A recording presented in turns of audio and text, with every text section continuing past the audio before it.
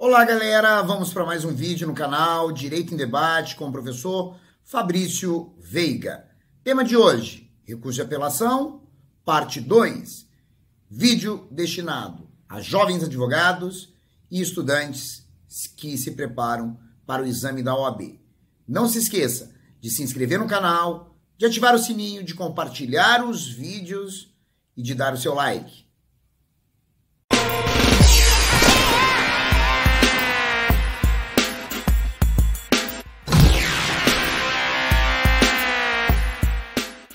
Olá, galera! Vamos para mais um vídeo no canal Direito em Debate com o professor Fabrício Veiga. Tema de hoje, recurso de apelação, parte 2. Tema destinado a jovens advogados e estudantes do direito. Vamos lá. Recurso de apelação é um recurso típico, cabível e adequado que poderá ser proposto para atacar sentença definitiva ou terminativa. Primeiro ponto que nós analisaremos no vídeo de hoje, o princípio da non reformatio in pejus, tá? O que é o princípio da non reformatio in pejus? Quem apela não pode ter a sua situação piorada ou agravada. Se a parte sucumbente apela recorrendo de uma sentença de danos morais que arbitrou ao valor da condenação em R$5 mil e essa parte pediu R$15 mil de danos morais, ela não poderá ter a sua situação agravada no momento que ela propõe o recurso de apelação.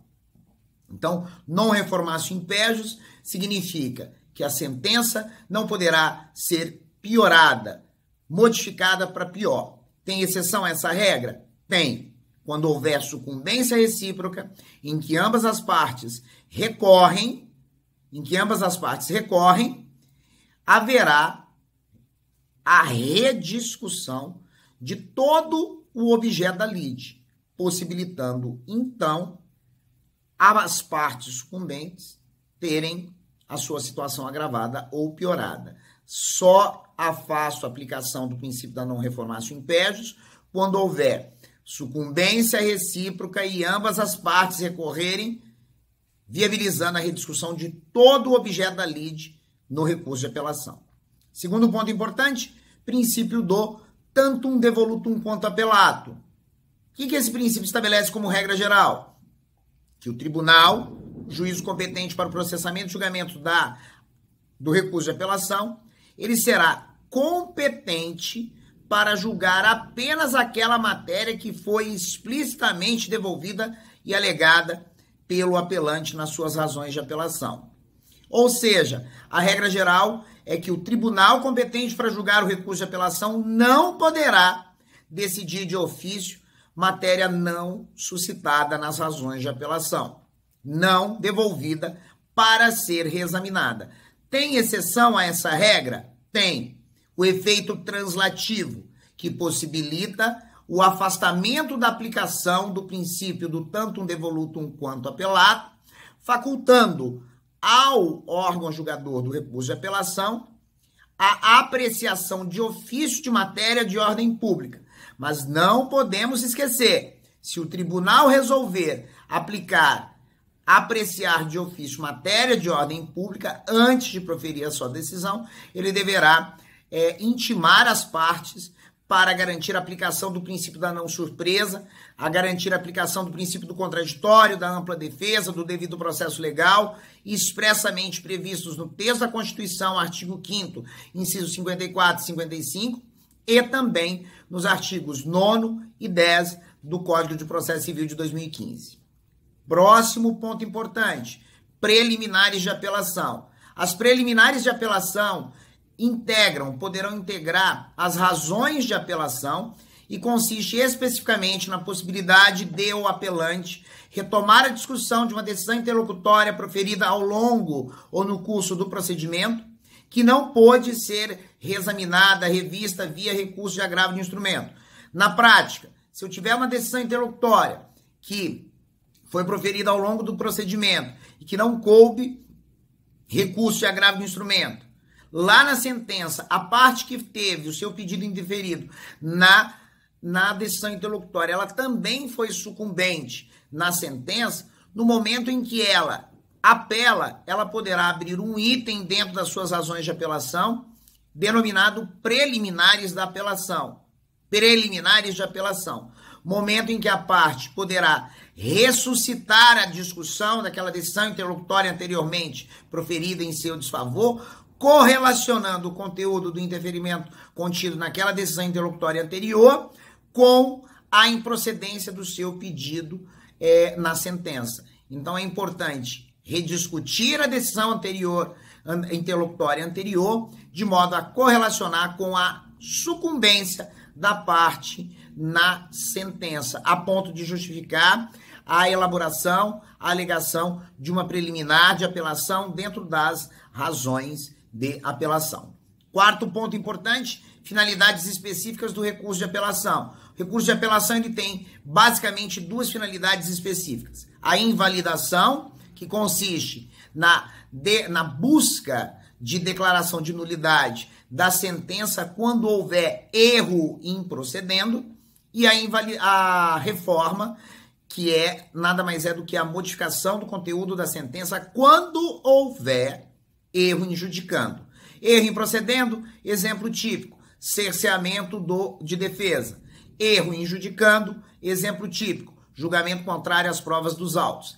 Quem apela precisa deixar muito claro nas suas razões de apelação se a finalidade específica da sua apelação é invalidar, é reformar ou é invalidar e reformar, justificando por que eu quero a invalidação da sentença de mérito ou sentença terminativa, onde que se encontra o erro improcedendo, e se alegar a finalidade específica da reforma, tem que deixar claro qual é o erro injudicando. O que é o erro injudicando? O erro no julgamento, decisão contrária às provas dos autos, que só é possível a reforma se a apelação tiver sido proposta contra uma sentença definitiva. Não cabe finalidade específica do recurso de apelação para reformar quando houver uma sentença terminativa. Portanto, se eu apelar de uma sentença terminativa, a finalidade específica do meu recurso não poderá ser reformar.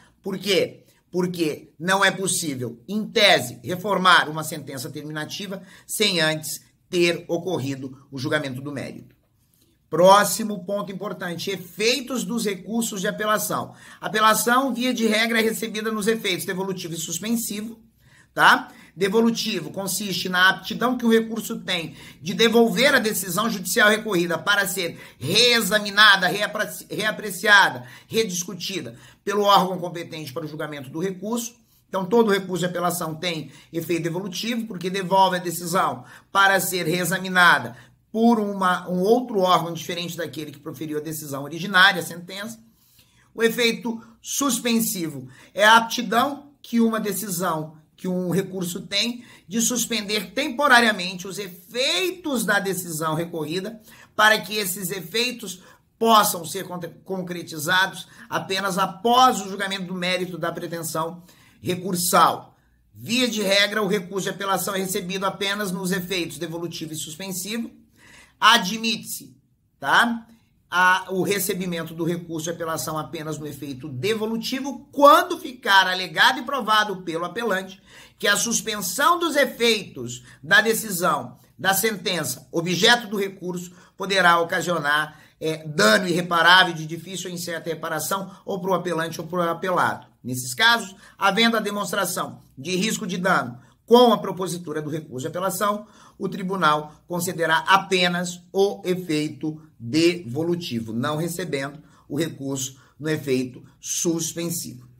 Próximo ponto importante, apelação adesiva. A apelação adesiva, a base, o pressuposto básico do estudo da apelação adesiva é a existência da sucumbência recíproca. Sucumbência recíproca ocorre quando, numa mesma relação processual, demandante e demandado são simultaneamente vencedores e vencidos. Isso é muito comum quando há procedência parcial dos pedidos juridicamente cumulados na petição inicial.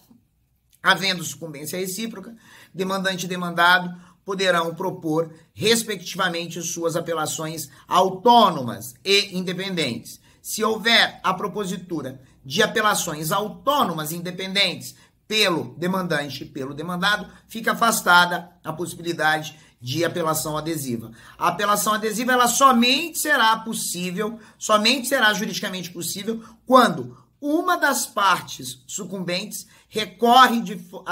propõe o recurso de apelação e quando a parte apelada é intimada para contrarrazoar o recurso de apelação, nesse prazo de contrarrazões, ela poderá propor a apelação adesiva. É como se fosse uma segunda chance de apelar, mas essa segunda chance é vinculada ao recurso principal, tendo em vista que a apelação adesiva é um recurso acessório e se houver a desistência do recurso principal pelo apelante principal, ocorrerá o que a gente chama de perda do objeto do recurso de apelação adesiva. Haja vista que o apelante adesivo teve a oportunidade anterior de propor o seu recurso de apelação de forma autônoma e não quis. Penúltimo ponto importante, teoria da causa madura. A teoria da causa madura consiste na possibilidade de o tribunal julgar de ofício o mérito de determinada demanda, objeto de um recurso de apelação proposto contra a sentença terminativa. Então vamos imaginar, para a gente entender de uma forma bem didática, a teoria da causa madura. Eu tenho uma sentença terminativa, a parte sucumbente propõe um recurso de apelação buscando anular a sentença terminativa. Quando esse recurso de apelação contra a sentença terminativa bate no tribunal, o tribunal percebe não era caso de extinção do processo sem resolução do mérito. E, além de verificar isso, o tribunal observa que a causa já está pronta, madura para ser julgada, que todas as provas consideradas essenciais para o julgamento da pretensão inicialmente deduzida já foram produzidas. Então, o que o tribunal faz? Ao invés de anular a sentença terminativa e remeter os autos para o julgamento em primeira instância, o que o tribunal faz? Ele mesmo julga o mérito da pretensão inicialmente deduzida, por entender que a causa já está pronta, madura para ser julgada. Nesse caso específico, a justificativa da teoria da causa madura se encontra especificamente nos princípios da celeridade processual, economia processual e duração razoável do processo. Há críticas à teoria da causa madura, mas antes de falar das críticas à teoria da causa madura, é importante destacar que quando o tribunal for aplicar a teoria da causa madura, ele tem que, antes de proferir o julgamento do mérito, intimar as partes, informá-las que haverá o julgamento do mérito para observar os princípios do contraditório, da ampla defesa, do devido processo legal e evitar a violação do princípio da não surpresa. Há discussões sobre a constitucionalidade da teoria da causa madura. Há autores que criticam a legalidade e a constitucionalidade da teoria da causa madura, dizendo que ela desencadeia a supressão de instância, a usurpação de competência e violação do princípio do duplo grau de jurisdição. E último ponto importante é a possibilidade de retratação do juízo ACO no momento em que há a propositura de um recurso de apelação. A regra geral é adotada no direito brasileiro. Todas as vezes que eu tiver uma sentença, significa dizer que o juiz de primeira instância já esgotou toda a sua atividade jurisdicional, não podendo, via de regra, se retratar. Mas se eu tiver uma sentença terminativa que determinou, em que o magistrado de primeiro grau determinou a extinção do processo sem resolução do mérito, baseado na ideia de existência de um vício processual sanável, por exemplo, ausência de procuração, o juiz extinguiu o processo sem resolução do mérito por ausência de procuração por parte do demandante, no momento em que o demandante, a parte sucumbente, apela e sana esse vício, junta à procuração, o juiz ele poderá se retratar. Tá? O juiz de primeira instância poderá se retratar quando ele receber um recurso de apelação proposto contra uma sentença terminativa e verificar que o vício processual que desencadeou a extinção do processo sem resolução do mérito foi sanado quando da propositura do recurso de apelação. Em linhas gerais, esses são os tópicos do recurso de apelação, parte 2, destinado aos jovens advogados e também aos estudantes de direito. Não se esqueça de se inscrever no canal, de ativar o sininho, de dar o seu like e de compartilhar os vídeos. Canal Direito em Debate, professor Fabrício Veiga. Um abraço e até o próximo vídeo.